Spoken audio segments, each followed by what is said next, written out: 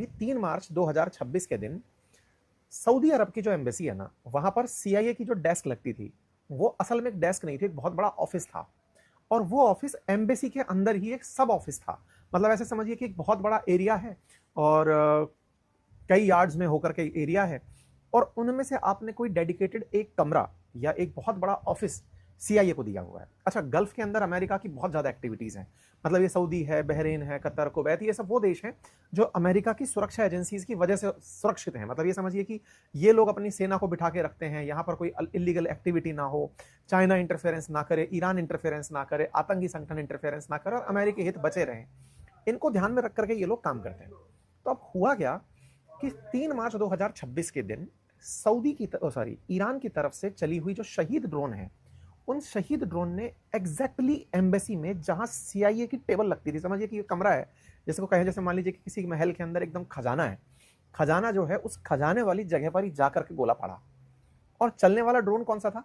शहीद ड्रोन। शहीद ड्रोन जब शुरुआत में चले थे ना, तो बहुत ही नॉर्मल ड्रोन्स माने गए थे, यार ठीक है, मतलब चले हैं, चल करके फट गए हैं, इनको इंटरसेप्ट करके खत्म कर दिया जा रहा है।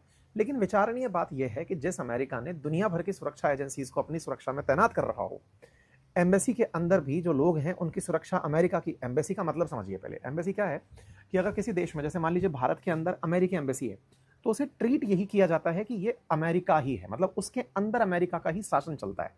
वहां पर अगर कोई दुर्घटना होती है तो अमेरिका इज रेस्पॉन्सिबल, अमेरिका के ही कानून वहां चलते हैं। तो एक तरह से समझिए कि एक ऑफिस जो सही मायने में दूसरे देश को रिप्रेजेंट कर रहा है किसी तीसरे देश के अंदर, ये इस तरह से ऑपरेट होता है। अमेरिकियों को बड़ी टेंशन ये हुई कि अमेरिकी एम्बेसी पर हमला हो या अमेरिका पर हमला हो, ये ऑलमोस्ट एक जैसा ही कंसीडर किया जाता है। टेंशन ये हुई कि इन्हें ये कैसे पता कि इस एम्बेसी में इस जगह सीआईए की टेबल लगी हुई है। अब देखो, मार्च का ये हमला था, तो इस हमले के पीछे सीआईए लगातार अमेरिकी सरकार को इनपुट दे रहा था कि सर, केवल और केवल ईरान के पास इतनी ताकत नहीं है कि वो ये पता लगा पाए कि हमारी टेबल कहां लगी है। बोले ये तो खुफिया जानकारी है, हो सकता है उनके खुफिया लोग निकाल लाए हो।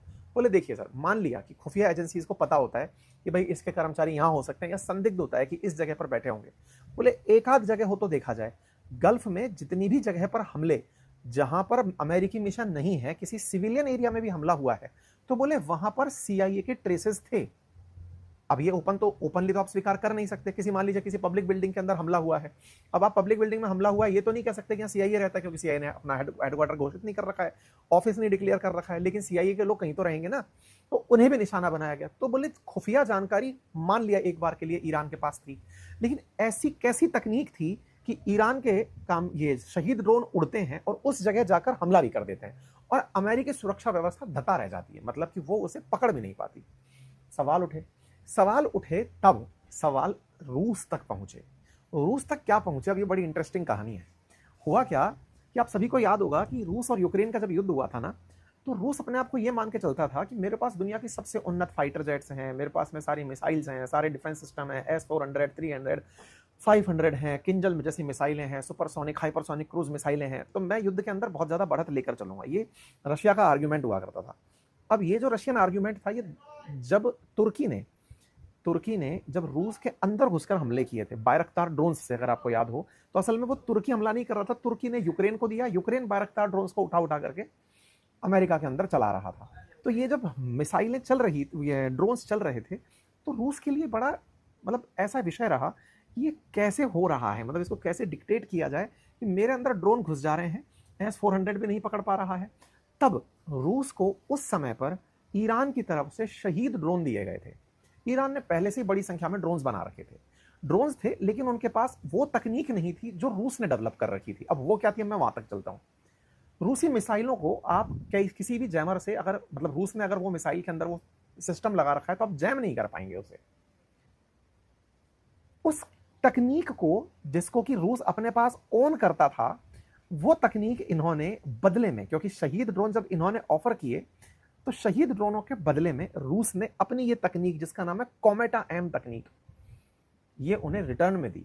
Return of the favour. वो कैसे किया कि तुमने हमें शहीद ड्रोन दिए ताकि हम यूक्रेन पर चलें, अब हम तुम्हें कॉमेटा एम तकनीक देते हैं। तो कहा जा रहा है कि ईरान जब खुफिया ठिकानों पर अमेरिका के हमले कर रहा था, तो उन शहीद ड्रोनों में कॉमेटा एम लगा हुआ था। अब साहब ये बहुत बार सुन लिया, कॉमेटा एम है क्या? तो असल में कॉमेटा एम सैटेलाइट नेविगेशन और जैमर रोधी यानी एंटी जैमिंग सिस्टम है। एंटी जैमिंग सिस्टम को कैसे समझें? तो होता क्या है ना, जब भी आप किसी ड्रोन को उड़ता हुआ देखते हैं, किसी शादी के अंदर भी अगर आपने ड्रोन से हमले होते नहीं देखे, तो एटलीस्ट ड्रोन को ऑपरेट होते तो देखा ही होगा, कैमरे से फोटो खींचते तो देखा ही होगा। आप देखते हैं कि एक आदमी होता है जो नीचे से मतलब यूं यूं करके ड्रोन चला रहा होता है, वो ड्रोन उसी के इशारे पे दाएं बाएं घूम रहा होता है। हो क्या रहा होता है, ये जो रिमोट कंट्रोल है ना, यहां से रेडियो वेव्स जा रही हैं, ड्रोन तक पहुंच रही हैं, वहां से उसको मोशन मिलता जा रहा है, मतलब डायरेक्शंस मिलती चली जा रही है कि चलो इस दिशा में जाना है, इस दिशा में जाना है। तो ड्रोन्स को ऑपरेट करने के लिए सिग्नल्स भेजे जाते रहते हैं। अगर किसी ने उन सिग्नल्स को जैम कर दिया, अब जैम करने के लिए क्या होता है, मतलब पब्लिक के अंदर 3 प्रकार के तरीके माने जाते हैं, अकॉस्टिक है, इलेक्ट्रिक है और इलेक्ट्रोमैग्नेटिक है, कि इन ड्रोन्स को रोकने के लिए आप इलेक्ट्रॉनिक वॉरफेयर शुरू कर सकते हैं, जैमर लगा सकते हैं। जैमर क्या करेगा, उन रेडियो वेव्स को उस ड्रोन तक पहुंचने नहीं देगा। या तो एक तरीका ये हो सकता है, या फिर मल्टीपल इलेक्ट्रोमैग्नेटिक वेव्स फेंक देगा, जिससे क्या होगा, वो ड्रोन कंफ्यूज हो जाएगा कि मेरे पास ये जो रेडिएशंस आ रही हैं, जो रिमोट से आ रही हैं, ये सही है, या फिर जो और कहीं से आ रही हैं उनकी जो नॉइजेज हैं वो मतलब डिस्टर्ब हो जाएगा और ड्रोन खुद ही खत्म हो जाएगा। ये तकनीक सामान्यतया जब भी इलेक्ट्रॉनिक वारफेयर आप शब्द सुने तो ड्रोन को रोकने में इस्तेमाल की जाने वाली तकनीकों में है। ये जो शहीद ड्रोन थे जो ईरान ने बनाए थे, इनको जैम करने के लिए इलेक्ट्रॉनिक वारफेयर इसीलिए अमेरिका ऑपरेट कर रहा था।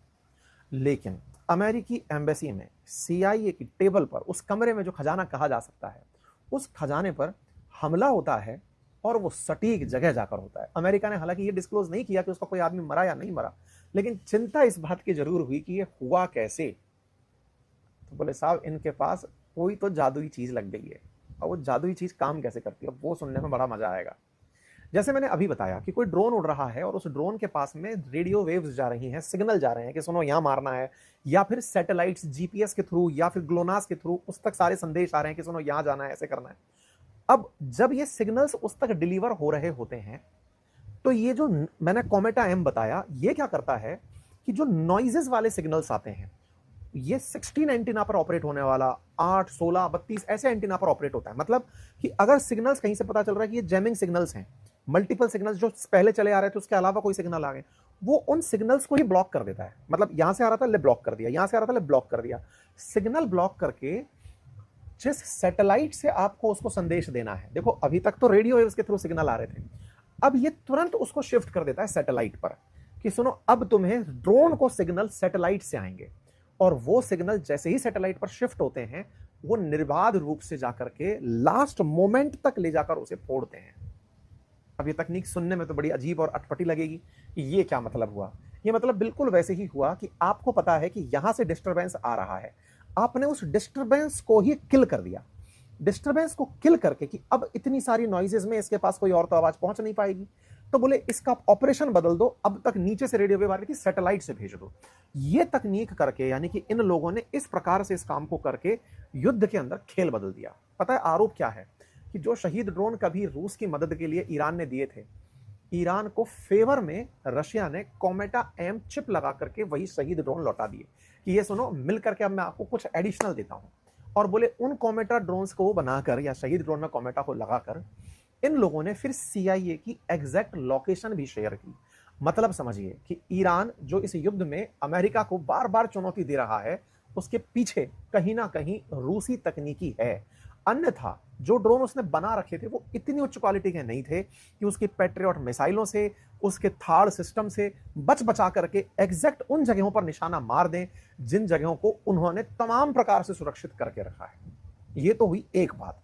मतलब आप सोच कर देखिए कि CIA इस बारे में ट्रंप को ये एडवाइस दी थी कि आप ईरान के साथ में समझौता मत करिए, आप समझौता करेंगे ये आपको गलत तरीके से लेंगे, इनके पास एडिशनली एक एज है, ये उस एज के साथ आगे बढ़ रहे हैं। चलो कोई बात नहीं साहब, एक और बात बताता हूं। मैं अभी पढ़ ही रहा था इन सब बातों को, जब ये सुर्खी आई कि CIA ने कहा है अमेरिका से कि ईरान को पकड़ो, कि क्या रशिया ने तो उसको अपनी तरफ से इनपुट नहीं दिए थे कि CIA के ऑफिसेस कहां कहां हैं।